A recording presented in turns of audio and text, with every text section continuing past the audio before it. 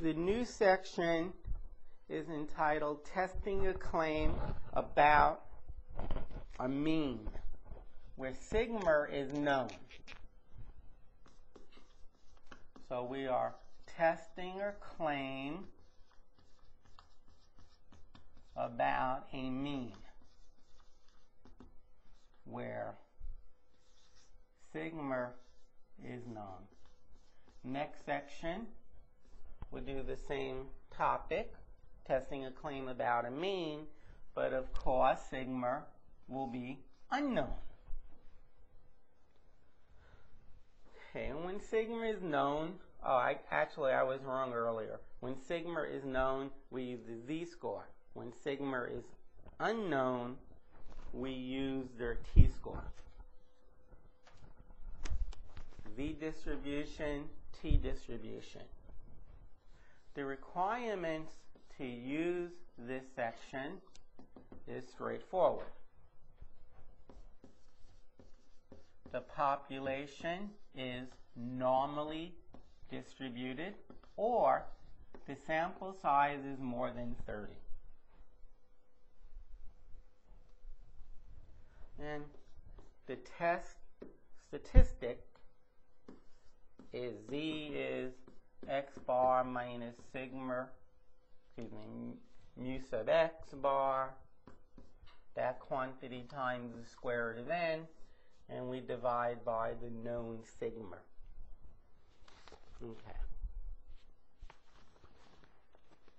How about we get right into a problem? Suppose a sample of 27 M&Ms, that's candy, with a mean weight of, so that's x bar because it's a sample. A sample of 27 M&Ms with a mean weight of 0.8560 grams is normally distributed. Assume that sigma is 0.0565 grams. Now, consider a hypothesis test that uses a 0.05 significant level to test the claim that the mean weight of all, so the mean weight of all M&Ms equals 0.8535 grams. Okay, so the hypothesis is talking about the mean, and it says the claim is the mean weight of all M&Ms is this amount. Okay, so that is the null hypothesis. And since the claim is equal, then the alternative would be the average is not equal to that amount. If it said the average was greater than 0.8535, then that would be the alternative. Mu is greater than 0.8535. But that wasn't the case here.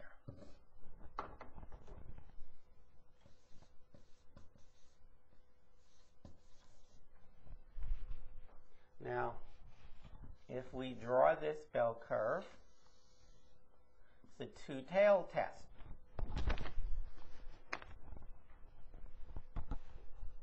They claim the mean weight is some amount. It's exactly this amount. And we give some leeway. If it's below some certain amount, we're not going to accept their claim. If it's above some amount, we're not going to accept their claim. So the first thing is to find the cutoff. So it's a two-tailed test at a 5% significant level. That means in the left tail, we get half of the 0.05. We get 0.025. 0.025. So in the middle, we get everything but the 5%. We get 0.95%.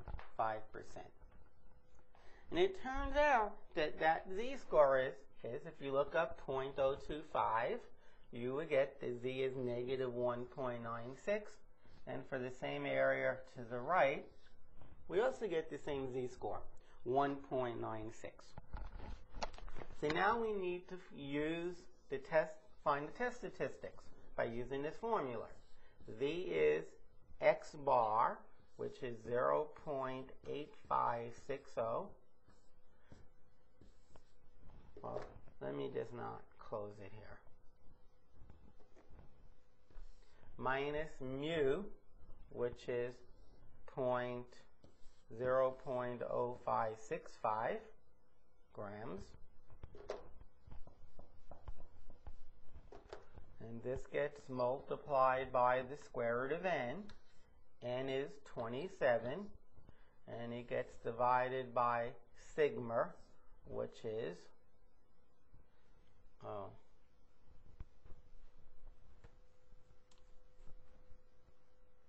okay, there's a little typo. The bottom is sigma 0.0565. I have a typo right here, sorry. It's supposed to be the mean of all of them. And they claim that the mean weight of all of them is 0.8535.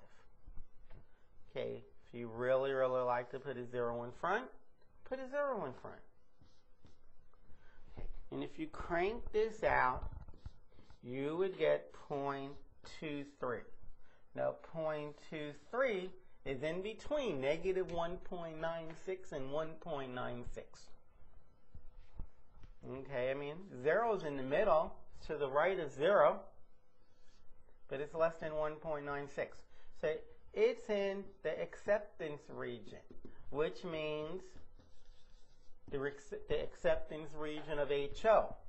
But we can't say accept HO, so we fail to reject HO. Okay, but that's what the claim was. Turned out the claim was HO. The mean weight is, okay, so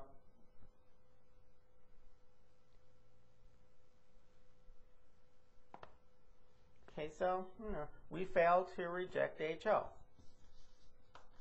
There is not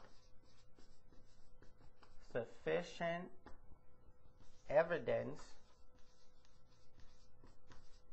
to reject our claim.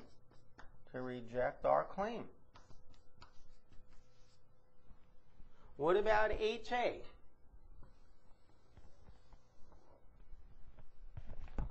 Okay, what about HA?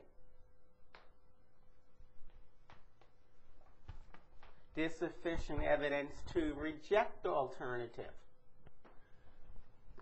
We can't accept that we're out here because we ended up in here. We ended up in here. So we can't accept that we're here or here. Okay, so we reject HA. We fail. There is not sufficient evidence to support HA.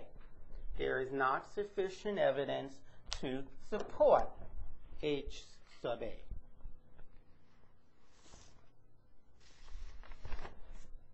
Let's try the next one.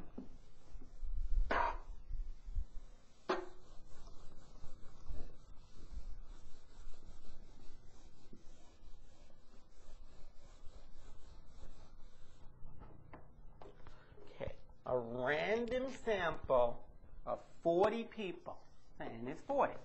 A random sample of 40 people who dieted for 1 year had a mean weight change. The X bar is the mean weight change of 2.1 pounds. 2.1 pounds. Actually, negative 2.1 pounds. They went down. the x bar is negative 2.1. Assume that the standard deviation of all weight change is 4.8 pounds. Since it's of all, it's sigma, not little s. Sigma is for the population of all weight changes. Okay, using a 0.05 significant level, test the claim, so they're all worded in the same way.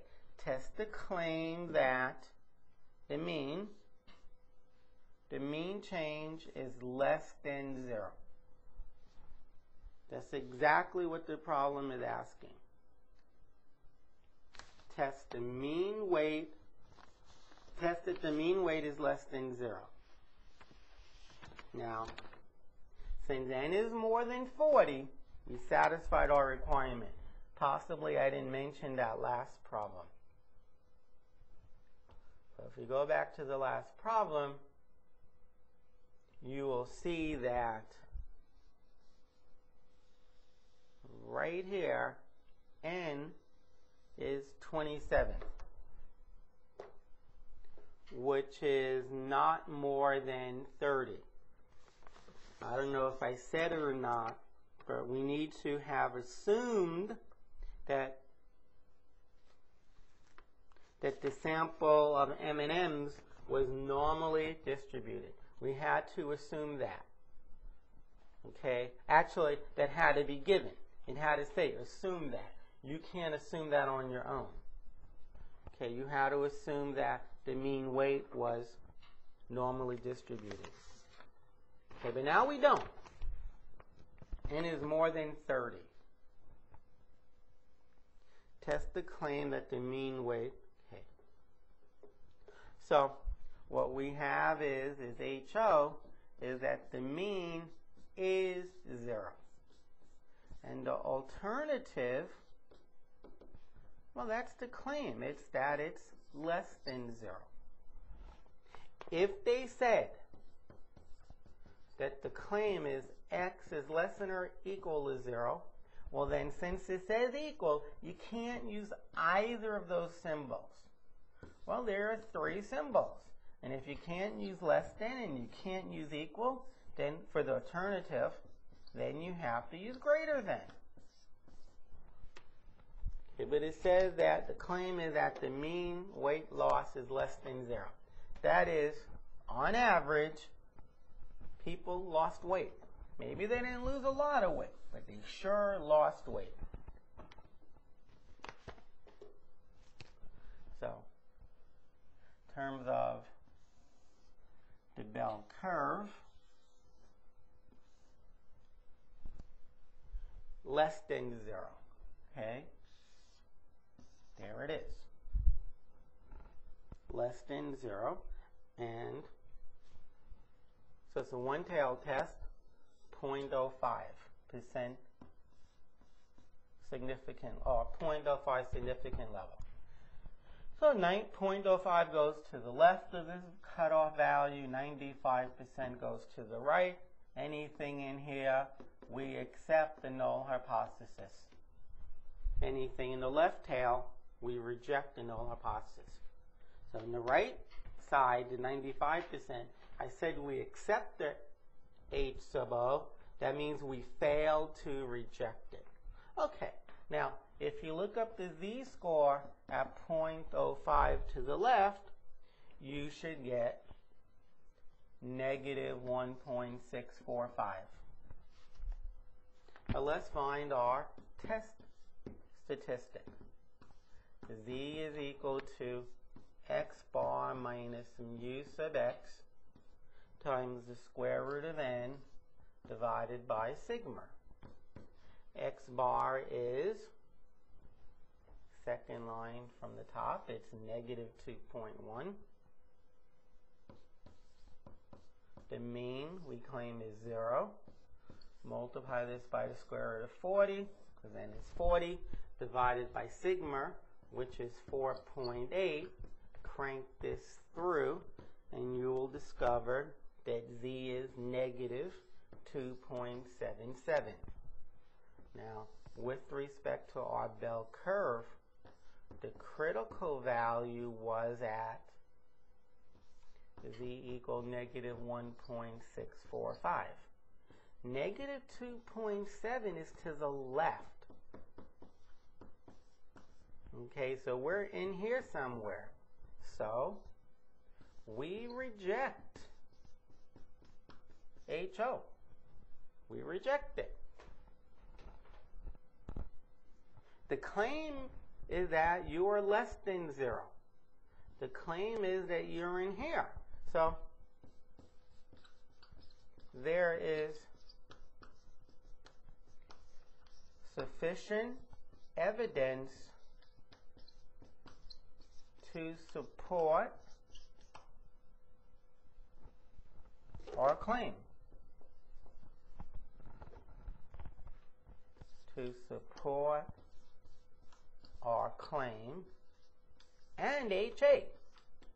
Because it turned out that the claim and HA were the same. It's not always that way, but in this case it is.